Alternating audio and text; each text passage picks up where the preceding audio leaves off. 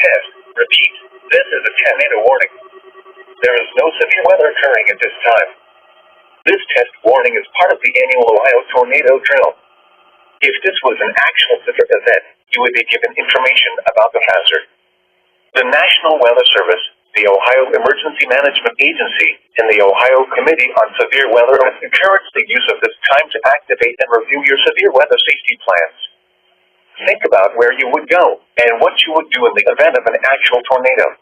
Repeating, this has been a test tornado warning for the 2025 Ohio Tornado Drill. This concludes the test. We now resume our normal programming.